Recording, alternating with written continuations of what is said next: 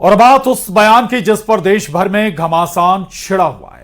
भगवान श्री कृष्ण को लेकर मौलाना जर्जिश अंसारी का एक विवादित बयान सोशल मीडिया पर वायरल हो रहा है, जिसमें मौलाना भगवत गीता के एक श्लोक का गलत अर्थ बताते हुए श्री कृष्ण को 5 वक्त का नमाजी बता रहे हैं। मौलाना जर्जिश के विवादित बयान पर हिंदू संगठनों की ओर से एफआईआर दर्ज कराई गई है और उधर बयान पर संत समाज में भी भारी आक्रोश है। वहीं अयोध्या के महंत विष्णुदास ने मौलाना जर्जिश की जीभ काटने पर 10 लाख के इनाम का ऐलान कर दिया है, तो वहीं महामंडलेश्वर बालक दास ने मौलाना की जीभ काटने पर 70 लाख के इनाम का ऐलान किया। मौलाना पर सख्त कार्रवाई की मांग की जा रही है। इस पर देखिए ये रिपोर्ट।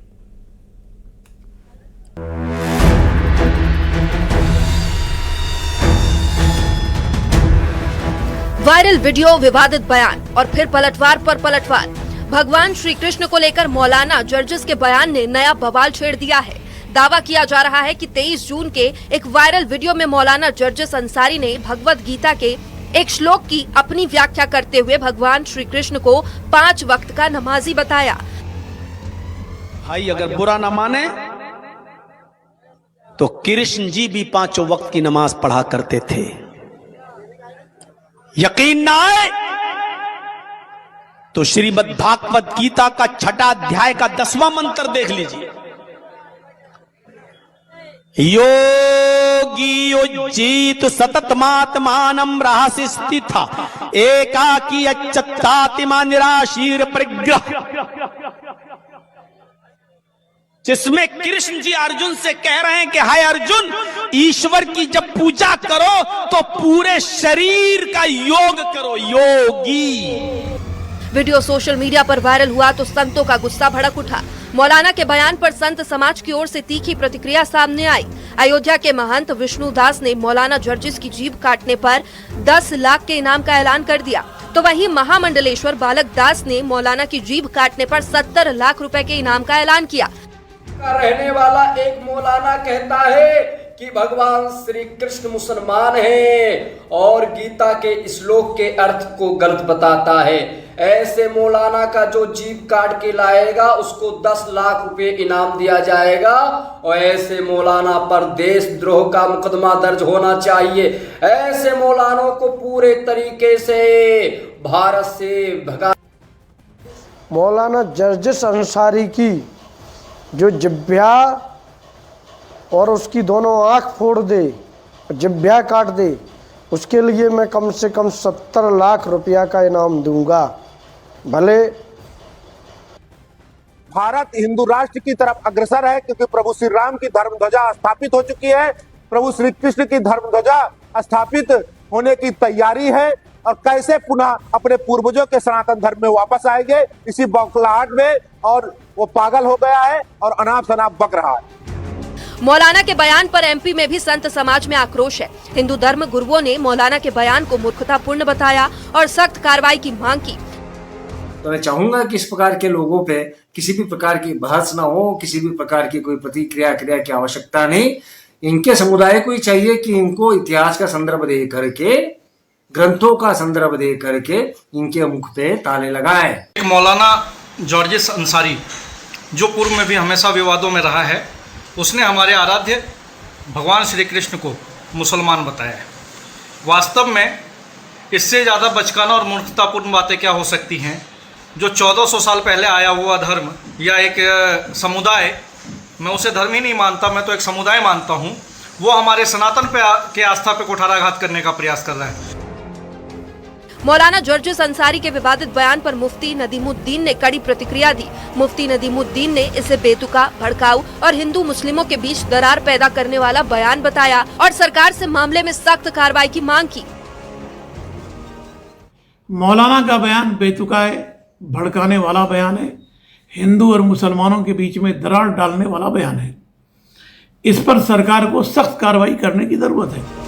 मौलाना जर्जिस अंसारी के विवादित बयान पर घमासान छिड़ गया है। संत समाज में आक्रोश है तो मुफ्ती भी बयान को बेतुका और भड़काऊ बता रहे हैं।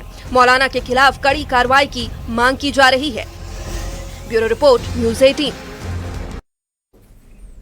दतिया विधानसभा उपचुनाव के बीच पूर्व गृह मंत्री डॉक्टर नरोत्तम मिश्रा के एक बयान ने मध्य प्रदेश की सियासत में भूचाल ला दिया है।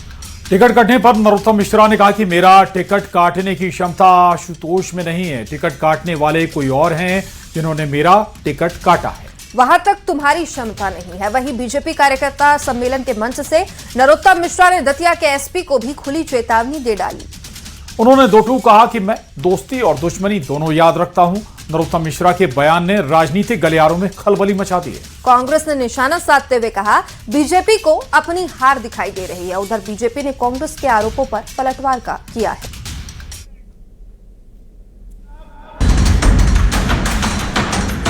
आपने गाड़ियां तो हमारे पास डीजल फुटेंगे।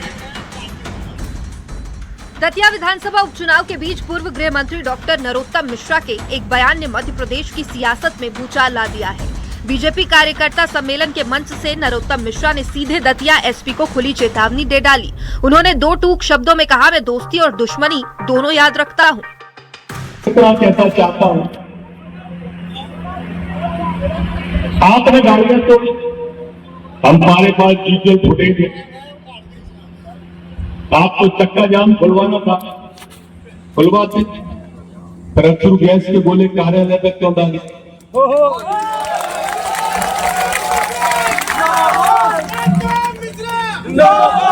क्या कार्यालय की बिल्डिंग रखी थी सड़क? ऐसी बात मैं भूलने वाला प्राणी नहीं हूं, मैं याद रखता हूं।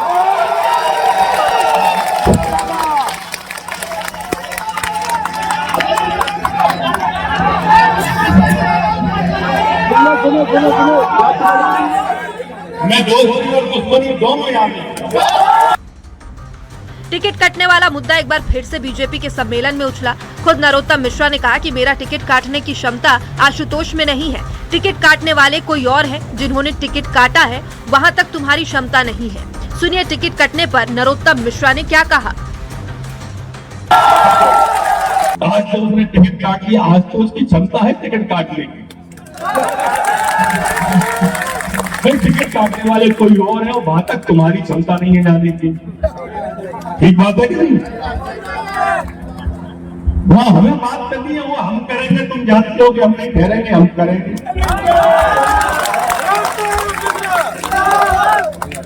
तो इसलिए गुस्सा कहीं गलत जगह पर मत निकालो अपने क्रोध को।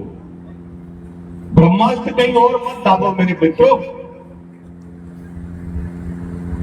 अगर ब्रह्मास्त्र गलत जगह पर दाग दिया तो जो मैन युद्ध है ना वहां से चूक जाओ। कार्यकर्ताओं पर हुए लाठीचार्ज और टिकट कटने पर आए इस बयान ने राजनीतिक गलियारों में खलबली मचा दी है। कांग्रेस ने निशाना साधते हुए कहा कि बीजेपी को अपनी हार दिखाई दे रही है, इसलिए खिसियानी बिल्ली खंभा नोचने वाली स्थिति हो गई है। उधर बीजेपी ने पलटवार करते हुए कहा कि कार्यकर्ताओं की भावना आहत हुई है, इसलिए उस पर नरोत्तम मिश्रा ने मरहम लगाने का काम किया है।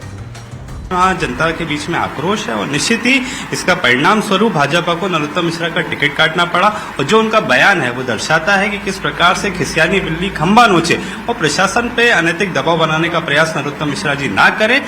तैयारी रखें, कांग्रेस का विधायक बनेगा, भारी बहुमत से बनेगा। लाठीचार्ज हुआ है, कार्यकर्ता चोटिल हुए हैं, तकलीफ हुई है, तो मरहम कौन लगाएगा? उनके दिल की धड़कन को कौन सुनेगा? नेता भी तो परिवार का मुखिया होता है। तो डॉक्टर नरोत्तम मिश्रा जी ने उस घटनाक्रम पर यदि कोई नाराजगी प्रकट की है या तंज प्रकट किया है तो यह स्वाभाविक प्रतिक्रिया है। ये वही नरोत्तम मिश्रा है जो कुछ दिन पहले टिकट कटने को लेकर बीजेपी प्रत्याशी आशुतोष तिवारी की नामांकन सभा में भावुक हो गए थे। इतने भावुक हुए कि आंखों में आंसू आ गए। टिकट कटने का दर्द तो नरोत्तम मिश्रा को है ही। यही वजह है कि नरोत्तम मिश्रा एसपी पर भड़क गए और चेतावनी दे डाली, क्योंकि नरोत्तम मिश्रा का टिकट कटने के बाद नरोत्तम मिश्रा के समर्थकों ने विरोध किया और पुलिस ने उनके समर्थकों पर लाठीचार्ज और आंसू गैस इस्तेमाल किया। खैर, राजनीति है, यहाँ किस पल क्या हो जाए ये कुछ नहीं कहा जा सकता। अब सवाल है दतिया के दंगल में बीजेपी की साख और नरोत्तम मिश्रा का सियासी करियर दांव पर है। अब देखना होगा उपचुनाव की जीत का सेहरा किसके सिर सजेगा। Bureau report, news 18।